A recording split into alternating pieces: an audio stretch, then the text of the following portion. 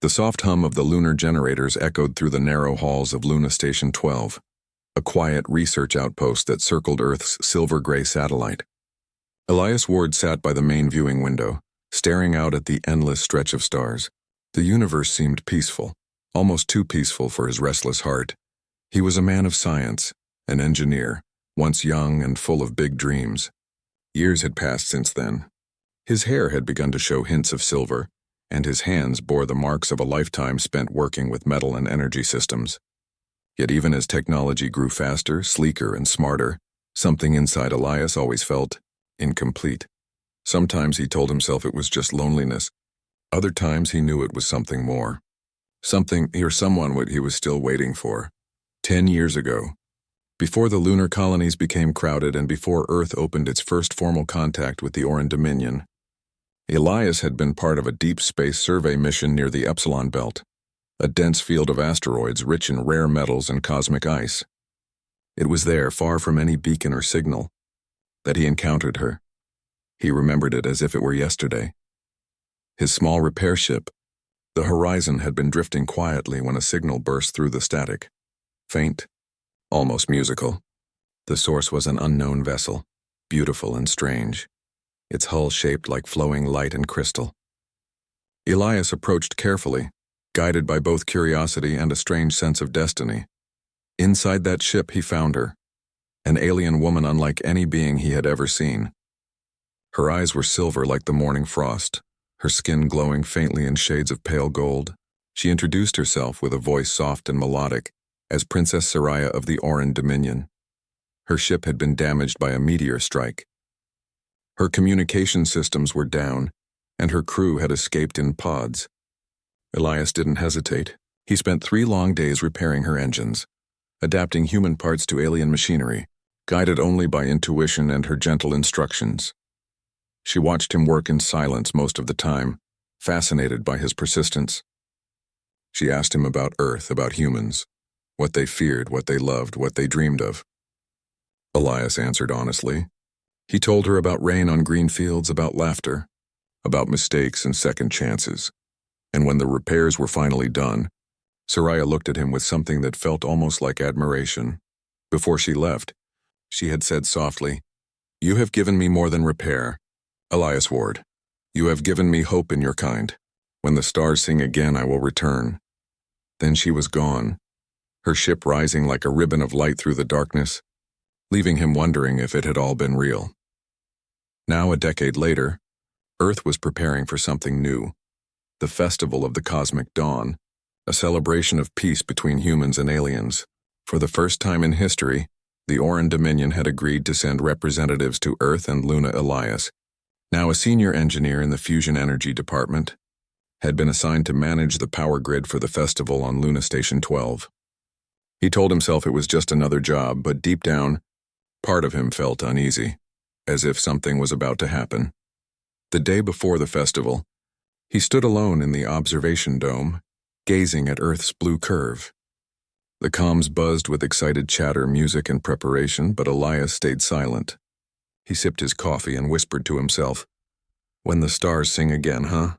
Guess that was just a dream." Just then his console flickered. A strange signal pulsed through the system, rhythmic, melodic, faintly glowing in golden light. It wasn't human, and it wasn't any known alien transmission code. The pattern repeated 3 times, then stopped. Elias frowned. His hands moved quickly over the controls, tracing the signal's origin. It came from beyond the lunar horizon and from deep space. The exact same coordinates as the Epsilon Belt. His heartbeat quickened. "Impossible," he muttered. He leaned closer to the console, eyes wide as a secondary pulse appeared. This one closer, moving toward the moon. The radar blipped once, twice, then lit up with a massive energy reading. A ship was approaching. Minutes later, Luna Station's main alert system went off. Workers ran to the viewing deck, scientists shouted into headsets, and the communication screens filled with colorful static. The source was entering the moon's orbit, but this wasn't an invasion or an accident. The object that appeared through the haze was breathtaking. A spacecraft like no other, smooth, curved, and luminous. Its hull shimmered in hundreds of soft hues as if woven from threads of light itself. The ship slowed, descending toward the festival landing bay below the station. People cheered in awe, assuming it was part of the celebration. Elias, however, stood frozen. He knew that glow. He knew that design. The Oran Dominion had arrived, and he could feel, deep in his chest, that she was on that ship. Down on the lunar surface, the docking platforms filled with journalists, officers, and curious civilians. The air shimmered as the alien ship's door opened. From it stepped a tall figure wearing a festive suit, a flowing garment made of radiant, shifting colors, each hue moving like living energy. The crowd gasped. Her hair was braided in a crown of light, and her eyes reflected the stars themselves. She smiled gently as she looked around, greeting the officials with a graceful nod. It was Princess Soraya. 10 years had passed, yet she hadn't changed at all. To her kind, time flowed differently, but to Elias it felt like an eternity. As cameras flashed and dignitaries bowed, Soraya's expression remained calm but searching. Her gaze moved across the crowd, past the officials, the guards, and the eager reporters, until it found him. Elias stood near the observation barrier, his uniform simple, his expression stunned. Their eyes met, and for a moment the noise of the world faded. Soraya smiled, her silver eyes soft with warmth. "You kept the stars alive, Elias Ward," she said softly, her voice carrying through the translator drone hovering nearby. The crowd murmured in confusion. Who was this human that the alien princess addressed so personally? The Earth and Luna news channels began buzzing with questions, but Soraya did not answer anyone. She simply stepped closer, her steps light and elegant, and said, "I have come as promised, and I bring a gift that will change your life forever." The room fell silent. Elias felt 100 eyes watching, but he couldn't look away. "Princess Soraya," he whispered, You actually came back." "I made a promise," she said, smiling faintly, "and the stars have sung again." Without another word, she extended her hand toward him, a small gesture yet filled with meaning. Her palm shimmered faintly, revealing a golden crystal the size of a seed. It pulsed softly, as if alive. "This," she said, "is my gift, a piece of the light that your kindness awakened. Its power belongs to no empire, no council, only to those who believe in hope." Elias didn't fully understand what it meant. All he knew was that his quiet, lonely life had just changed forever. Outside, fireworks from the festival exploded across the dark lunar sky. The reflection of blue and gold light filled the observation dome, painting their faces in soft glow, and in that moment, as humanity watched in awe, the legend of Elias Ward and the alien princess began anew. The stars had sung once more. Luna Station buzzed with excitement and confusion. News channels replayed the moment the alien princess had arrived, and every screen across Earth and its colonies showed her shimmering figure stepping down the landing ramp. The headline scrolled endlessly. "Oran Princess returns. Declares human engineer key to unknown gift." Inside the station, hundreds of officers, scientists, and diplomats were trying to understand what had just happened. Who was Elias Ward, and why had an alien royal come all the way across the stars to meet him? Elias himself stood quietly in the guest observation chamber, his hands shaking slightly. He had just met Soraya again after 10 long years, and her first words still echoed in his mind. "You kept the stars alive." He looked out of the wide glass window at the glowing ship parked on the surface below. Its surface still shimmered softly like liquid crystal under moonlight. Technicians weren't allowed to touch it, as it seemed to respond only to Oran energy. He could see Soraya outside, surrounded by guards and diplomats. Yet even in the middle of all the attention, her posture was calm and kind. The way she moved was like music, graceful and light, every motion deliberate. Elias had never met anyone like her, human or alien. He wasn't sure if he was supposed to feel honored, confused, or terrified. A knock sounded on the door. A voice called, "Mr. Ward, the Lunar Council wants to see you immediately." He turned. 2 security officers stood there, polite but firm. Elias nodded and followed them through the long metallic corridor that led to the meeting chamber. His heart raced. When he entered, the chamber was filled with high-ranking officials, scientists, and even 2 ambassadors from Earth's United Council. In the center of the room stood Princess Soraya, her luminous festive suit softly glowing, reflecting the pale light of the room. She turned as Elias entered. Her eyes brightened. Elias Ward, she said gently. It is good to see you again. The council members exchanged glances. The head ambassador, an older woman named Dr. Mira Lorne, cleared her throat. Princess Soraya, she said formally, you have come to Earth space without prior diplomatic announcement. We welcome you, of course, but your arrival has caused considerable interest. May we ask the purpose of your visit? Soraya smiled politely. My visit is of peace and promise. I bring a gift to humanity, and it concerns only one man. Her words filled the room with murmurs. Mira Lorne frowned slightly. You mean Mr. Ward? Yes, Soraya replied. He once helped me when no one else would. His kindness changed the fate of my journey, and perhaps the fate of your species. Elias blinked, feeling the attention of every person in the room turned toward him. I only repaired your ship, he said quietly. Anyone would have done the same. Soraya shook her head softly. No, many would have turned away from the unknown. You offered trust instead of fear. That trust is why I have returned. She reached into the light-woven folds of her festive suit and brought out a small, glowing crystal. The same one she had shown him before. It pulsed with soft golden light almost like a heartbeat. This is called a quantum seed, she said. It is the first of its kind, a creation of both energy and emotion. It can power entire worlds without harm or waste. It is a gift that could change your people's future. The room went silent. Even the hum of machines seemed to fade. Dr. Lorne leaned forward slowly. A power source? More than that, Soraya said. It bends the edges of time and light, drawing strength from harmony itself. But it cannot be activated by my kind, only by the one whose heart it resonates with. Her eyes rested gently on Elias. You. Elias took a small step back. Me? That doesn't make sense. I'm just an engineer. I build circuits and engines, not whatever that is. Soraya's voice was calm but steady. When you saved me years ago, you touched the seed unknowingly. It recorded your energy pattern, your courage, your sincerity. The Orange scientist could not reproduce that signal. Only you carry it now. Dr. Lorne folded her hands. And what happens if he activates it? Then your world will have what it has long sought, a source of eternal clean power.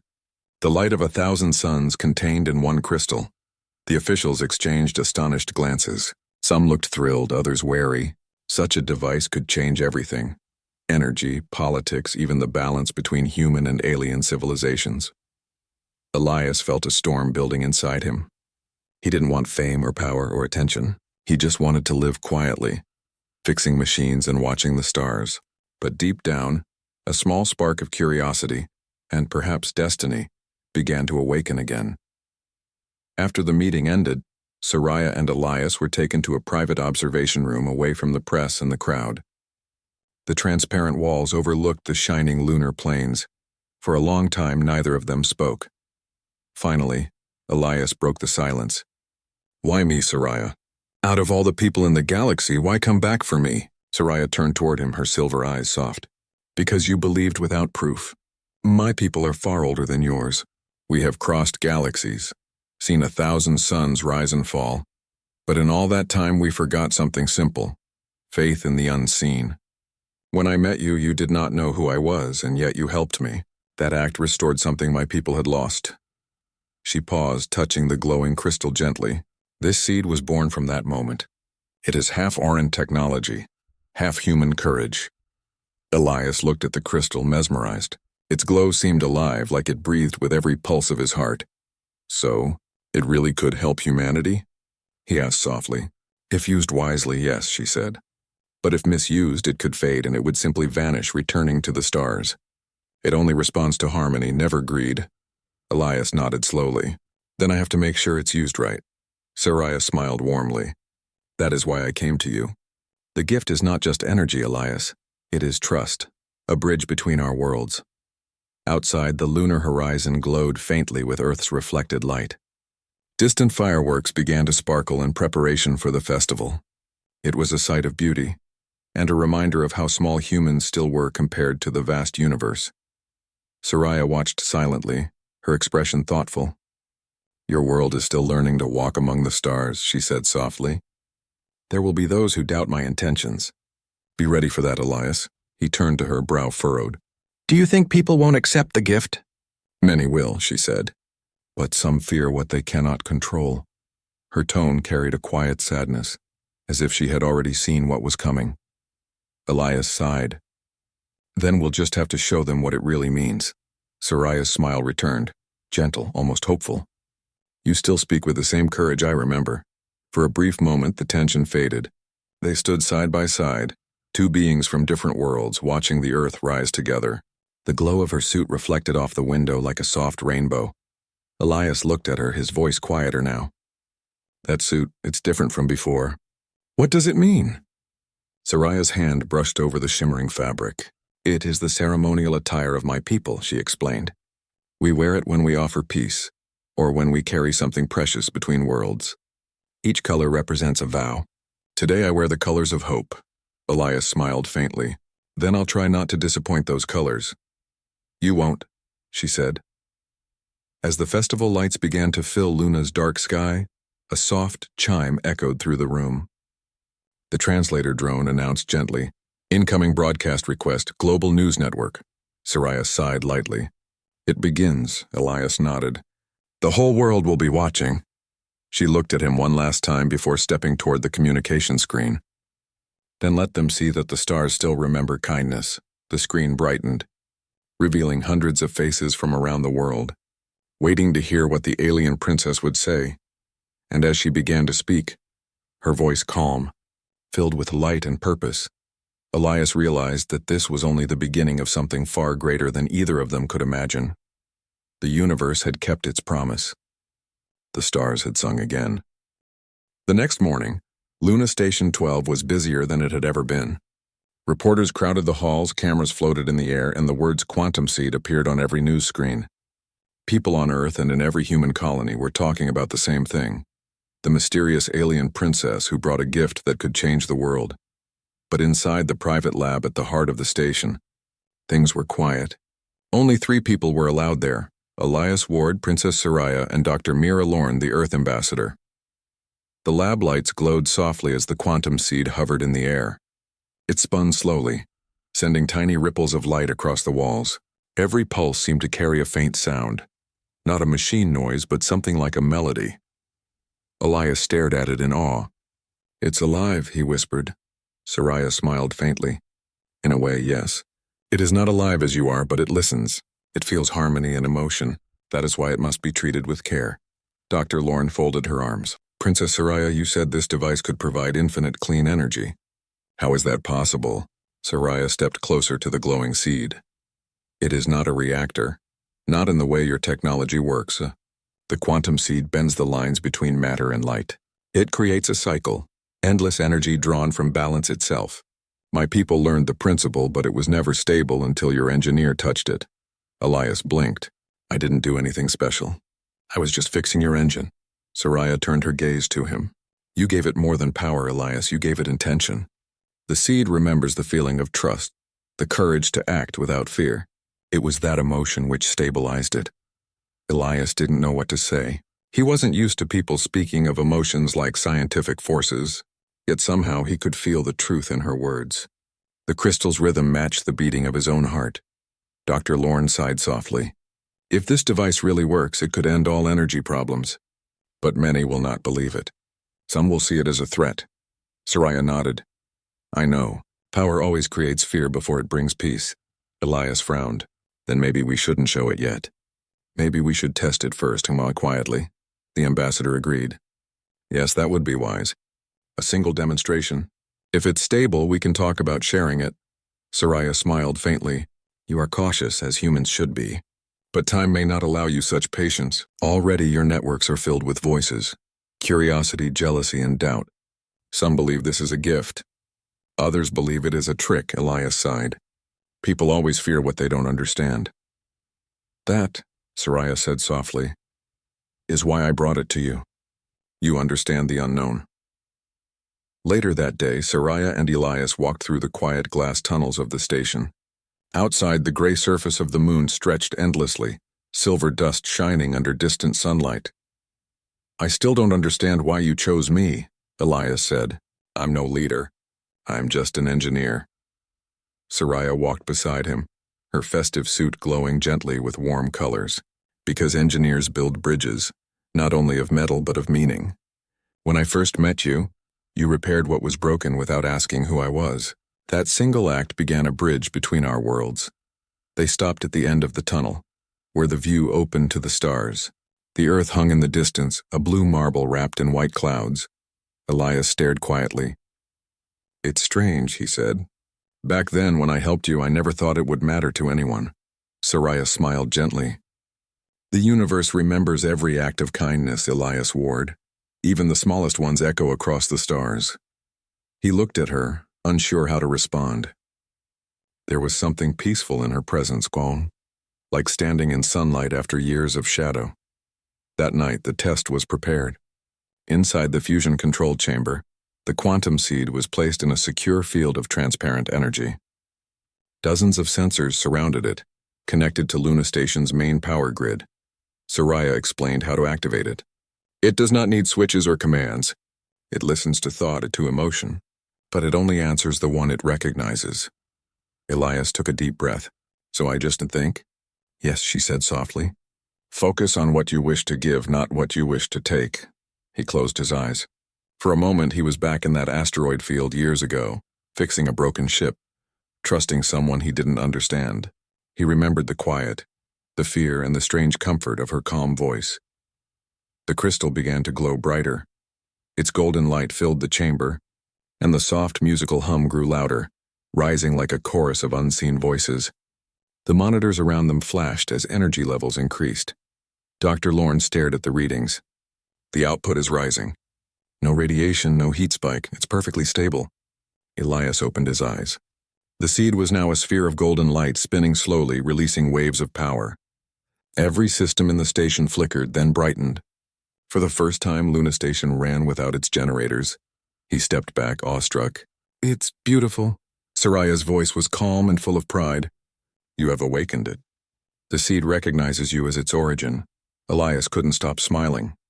"We did it. It really works," but behind the glass, Dr. Lorne's expression was thoughtful. She could already imagine what this would mean for humanity, and how others would react. Hours later, as the test ended, the three of them stood in the quiet lab again. The seed floated peacefully, its glow now softer, as if resting.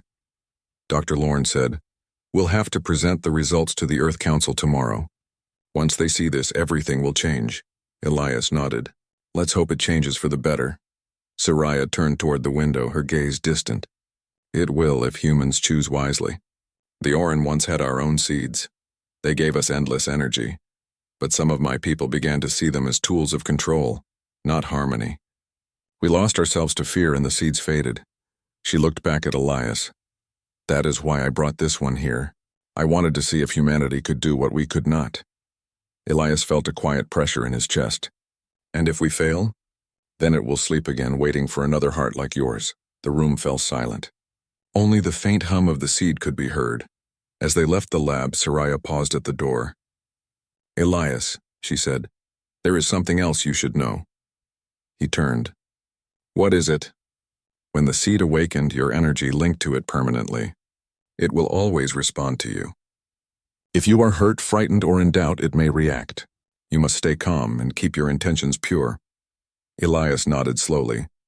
"I'll do my best." Soraya gave a small, peaceful smile. "I know you will." They walked through the quiet corridors again, and for a brief moment it felt as though time itself had slowed. The festival fireworks sparkled outside, filling the lunar sky with color. Humanity was celebrating peace, unaware that something far greater had just begun beneath their feet. Soraya looked at Elias, her expression thoughtful. "Do you believe your people are ready for this gift?" Elias hesitated, watching the fireworks. "Maybe not all of them, but someone has to start believing. Maybe that's why you came back, and to remind us that hope still matters." Soraya's smile was gentle. "You understand more than you think." Later that night, Elias couldn't sleep. He sat in his quarters, staring out the window at the stars. His thoughts wandered to Soraya's calm voice, the golden light of the seed, and the promise of a future that seemed too big for one person to carry. He whispered to himself, "A gift that could change humanity forever, and I'm the one who has to protect it." Outside, the alien ship rested quietly on the lunar plain, its lights pulsing like a heartbeat. and in the far corners of the solar system, hidden sensors belonging to unknown watchers blinked to life. Not everyone was happy about the princess's return, and not everyone wanted humanity to have such power. But for now, Luna Station slept peacefully, glowing softly under the silver light of Earth, and somewhere within that calm silence, the quantum seed sang softly, a song of infinite energy, hope and trust between two worlds. The stars, once again, had begun to whisper. The morning after the test, Luna Station 12 felt different. The air was filled with excitement, but also with something heavier. Tension. Everyone had heard the news. The quantum seed had worked. The alien device could power entire colonies without a single drop of fuel. For most people, it was a miracle. But for others, it was a problem. Reports filled the network screens. Some scientists called it the dawn of a new era. Others called it a danger to human independence. Some powerful corporations feared losing control of the world's energy systems. Governments whispered about alien influence, and in the middle of it all stood Elias Ward, the simple engineer who had unknowingly become the center of the universe's biggest discovery. Inside the research lab, the quantum seed floated peacefully in its containment field, glowing with soft gold light. Elias stood nearby watching it. He still couldn't believe this small crystal carried enough energy to power planets. Princess Soraya stood beside him, calm as ever. Her festive suit shimmered gently, but her expression was thoughtful, almost sad. "Your people are divided," she said softly. "Some see light, others see only fear." Elias sighed. "That's how humans are. We're always afraid of losing control." "And yet," Soraya replied, "you are the only ones who dare to dream beyond control." Her words made him smile a little, but the worry didn't fade. "Do you think they'll let us continue?" "I heard the Earth Council is meeting right now. They're deciding what to do next." "They will try to understand," Soraya said. "But some will want to claim the seed for themselves." "You must be careful." Elias turned toward her. "You keep saying you, but what about us? Isn't this your gift too?" Soraya's eyes softened. "I brought it, yes, but it no longer belongs to me. Once the seed awakened, it became part of your world. Now it belongs to both of us, to humanity and the Orin." The lab doors opened suddenly and Dr. Mira Lorne entered. Her expression was serious. "Elias, Princess Soraya, we have a problem." They followed her quickly to the communications chamber, where a large screen showed several angry faces from the Earth Council. One councilman said sharply, "Princess Soraya, with respect, your gift violates multiple interplanetary safety agreements. You brought a foreign power source without authorization. That's a direct risk to human security." Soraya remained calm. "The seed is not a weapon. It is meant to heal, not harm." Another voice replied coldly, "Even peaceful power can destroy balance. If only one man can activate it, then that man controls the future. That is unacceptable." Elias stepped forward, nervous but firm. "I don't want control. I never asked for it. I only helped test it." But his words didn't calm them. The council members exchanged tense looks. Finally, the lead speaker said, "Until we understand it better, the quantum seed must be taken into custody. The Luna Station will be placed under restricted command." Soraya's eyes widened slightly. "You mean to imprison the seed?" "For safety reasons," the voice said. Effective immediately.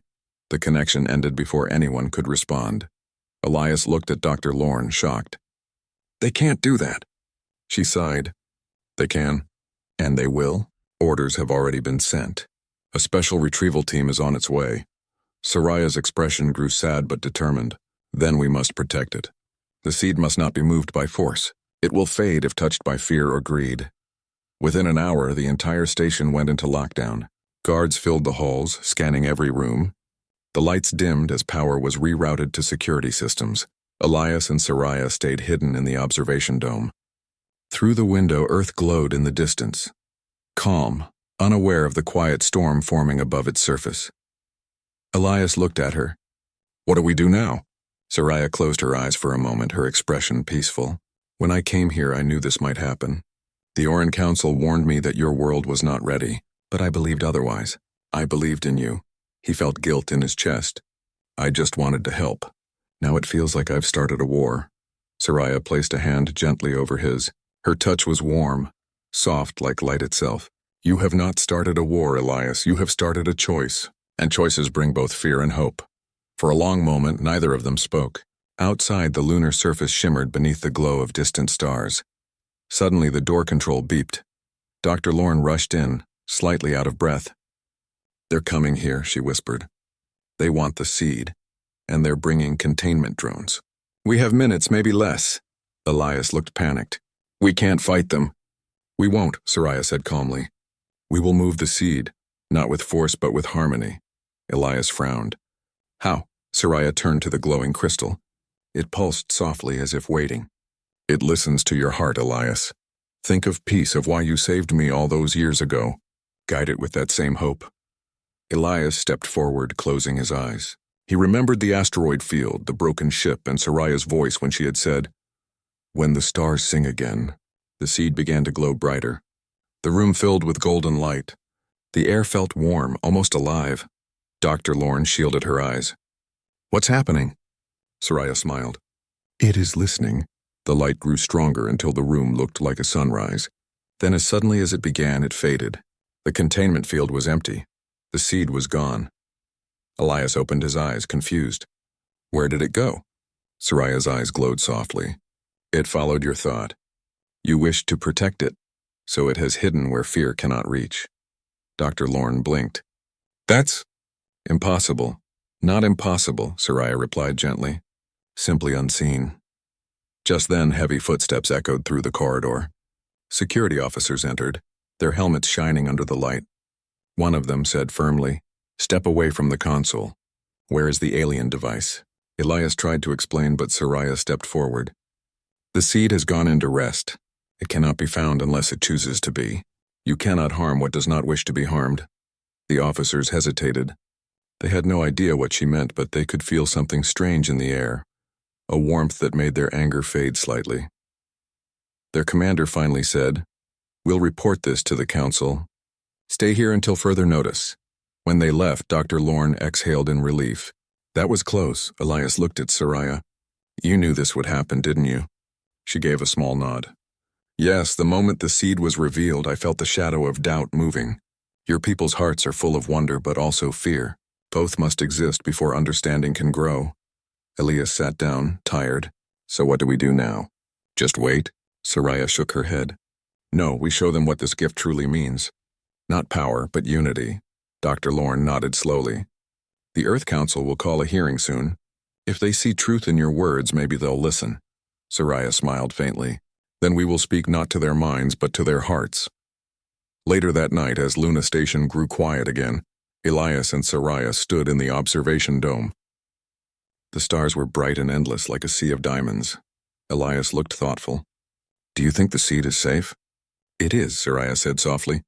"It will return when the time is right." He nodded slowly. "You really trust humans, don't you?" Soraya turned to him with a peaceful smile. "I trust you. And through you, I trust them. Every great light begins as a single spark." Her words filled him with warmth. He realized she wasn't just talking about the seed. She was talking about hope itself. The stars shimmered brighter as if agreeing, and far away, hidden somewhere beyond sight, the quantum seed pulsed quietly, alive, waiting, and listening. Yet in the shadows of deep space, another kind of light glowed, colder, sharper. From an unknown station orbiting far beyond Mars, a group of silent watchers observed the event. Their leader whispered, "So the Orin gave it to him after all. If humans learn to control it, our time is over." The others nodded in silence.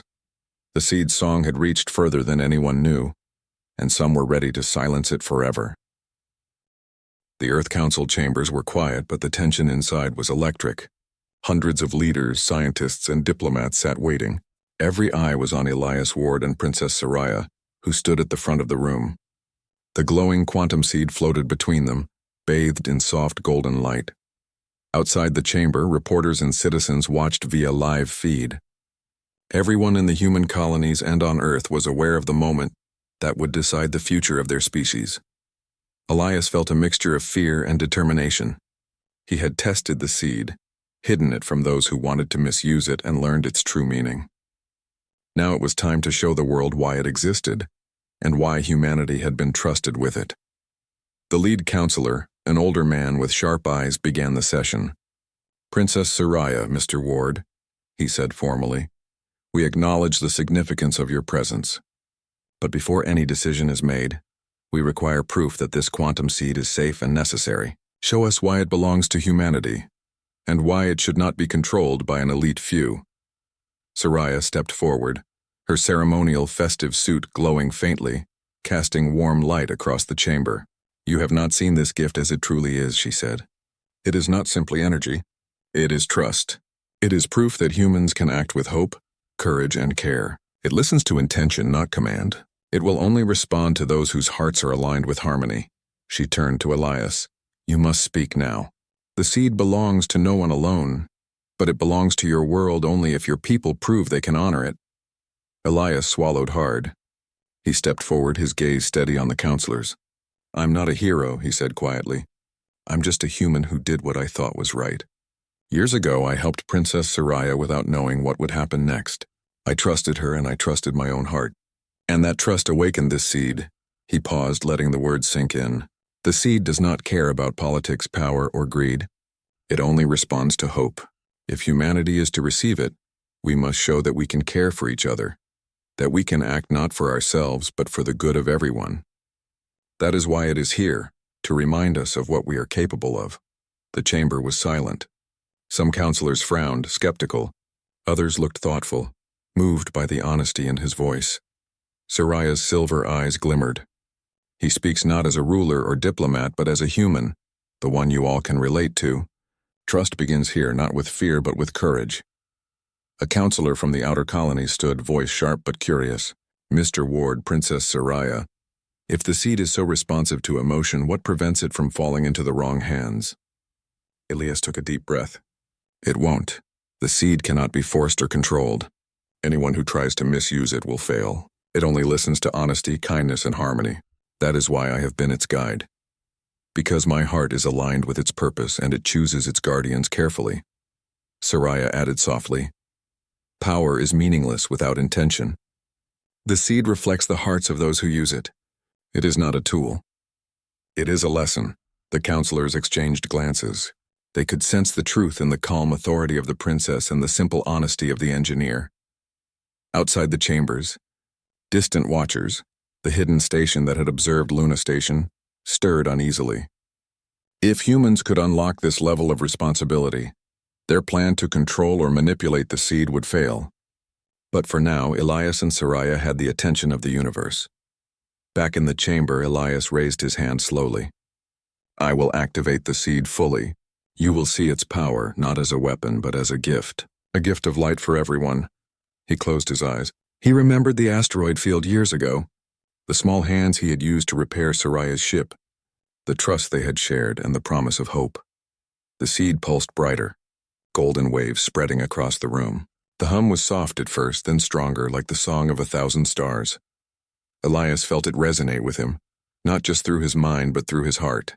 It wasn't about control. It wasn't about showing power. It was about connection between worlds, between beings, and between hearts. The seed's light spread through the chamber, and monitors outside began to show Luna Station's entire grid lighting up with energy. The colonies, the cities, and the power plants all felt the pulse of the seed. Clean energy flowed instantly, stabilizing the grids, lighting every corner of human colonies without a single problem. Gasps and cheers echoed from Earth and every colony watching the live feed. People could see that the seed was safe. People could feel its promise. Inside the chamber, counselors looked stunned. Some were speechless. Others wiped tears from their eyes. Elias opened his eyes. The seed floated gently, as if satisfied, as if it were smiling. "It works," Soraya whispered. "Because humanity is ready." Elias looked at her, awestruck. "We really did it," she nodded. "Not just you. Humanity did this. Through courage, through care, and through hope." The lead counselor stood again, voice filled with wonder. "Princess Soraya, Mr. Ward, you have shown us what this gift truly is. The quantum seed is not a weapon, but a bridge. Not just of energy, but of trust. If this is how humans approach responsibility, then we accept it. Not as rulers of the seed, but as guardians alongside you." The chamber erupted in applause. Officials stood, smiling and shaking hands. Elias felt a warmth in his chest. He looked at Saraya.